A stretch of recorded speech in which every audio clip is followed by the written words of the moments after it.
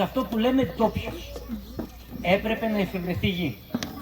Οι τότε κυβερνήσεις, για τους μεγαλύτερους, φέρανε εδώ πέρα τη μεγαλύτερη εταιρεία του κόσμου, την Ούλεν, η οποία τι έκανε, αποξήρανε όλη τη μεγάλη λίμνη Κερκινήτιδα. Η Κερκινήτιδα για τους μεγαλύτερους ξεκινούσε έξω από το Γάζορο, το σημερινό Γάζορο, και τελειώνει στην Τούσλα.